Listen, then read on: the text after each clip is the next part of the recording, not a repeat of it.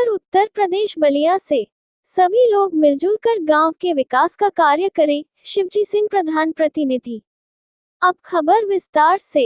उत्तर प्रदेश जनपद बलिया में दुधिला गांव में प्रधानी का चुनाव संपन्न होने के बाद विपक्षी पार्टी ने उप जिलाधिकारी के न्यायालय में याचिका दाखिल किए। याचिका दाखिल के बाद तमाम तारीख के बाद उप जिलाधिकारी न्यायालय ने सुनवाई करने के बाद शिवजी सिंह के पक्ष में न्याय मिलने पर आज शिवजी सिंह के आवास पर मिठाई बांटी गई। गांव के विकास पर जोर देना है। उत्तर प्रदेश बलिया से सुरेंद्र गुप्ता की रिपोर्ट, न्यूज अवीपी से। शिवजी सिंह पूर्व प्रधान दुधैला, इसे वर्तमान में मेरी पत्नी मालती सिंह प्रधान है इस गांव का। कैसा आदेश हुआ? वो हमारी पत्नी एक वोट से चुनाव जीती थी, मालती सिंह जी, और उस पर अनु देवी पति आलोक कुंवर वो किए थे चुनाव याचिका कि भाई रिकाउंटिंग किया जाए, लेकिन उनका जो याचिका था निराधार था, कोई आधार नहीं था, तो वह प्रथम दृष्टया में ही खारिज हो जानी चाहिए थी। लेकिन मेरिट पर बहस हुआ और मेरिट दे करके उनकी याचिका खारिज हुई है। क्या विकास पर प्रभावित पड़ा था? देखिए, विकास 3 सालों से प्रभावित तो हुआ था। मैं जितने प्रत्याशी हम लोग खड़े हुए थे, सारे लोगों का उद्देश्य एक ही था, गांव का विकास करना। और मैं आप इस चैनल के माध्यम से भी उन लोगों को भी आह्वाहित करता हूं कि आइए और हमसे सहयोग लीजिए, आप भी सहयोग दीजिए और गांव के विकास में आप अपना योगदान दीजिए। अगर आपके सुझाव और आपका प्रस्ताव को हम किसी तरह से अस्वीकार करेंगे तब ना आप किसी तरह का विरोध करेंगे। मैं पुनः उन लोगों को आह्वाहित करता हूं कि आप आवे और गांव के विकास में अपना योगदान दे। क्या आप जनता से क्या कहेंगे?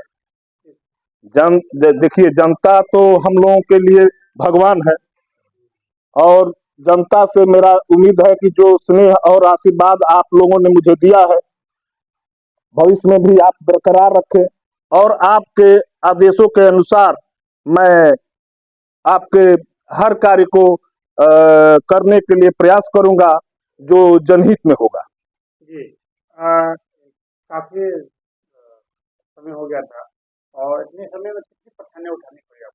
देखिए, परेशानियां तो हर हफ्ते में कभी 2 दिन तारीख पड़ता था, कभी कंटिन्यू तारीख पड़ता था, हाई कोर्ट का उसमें डायरेक्शन था।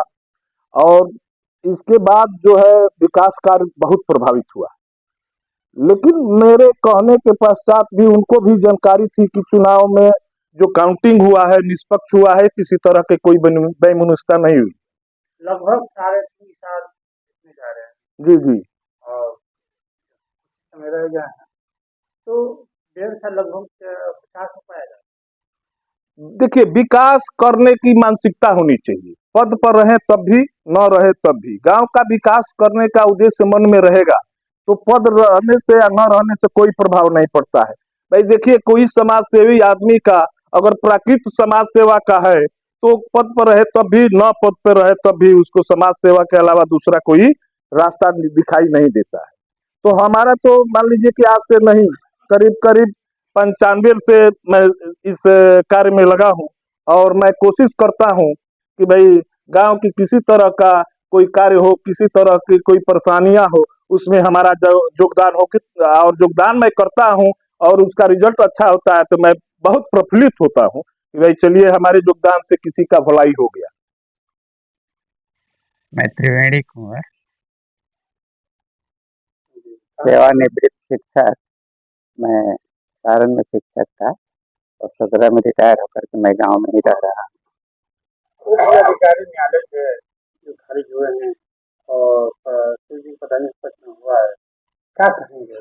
कितनी विकास कार्यों में बाधा पड़ी, क्या कहेंगे?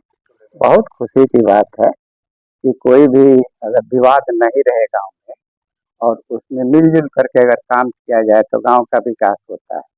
लेकिन थोड़ा बहुत भी अगर विवाद हो जाता है तो उस स्थिति में स्वाभाविक है कि काम में थोड़ी बहुत बाधा आती है, जो स्वाभाविक है कि आई होगी। और अगर निर्णय हो गया तो अब हम लोग उम्मीद करेंगे कि जो भी 1.5 साल बचा है उसमें अच्छा से अच्छा गांव का विकास।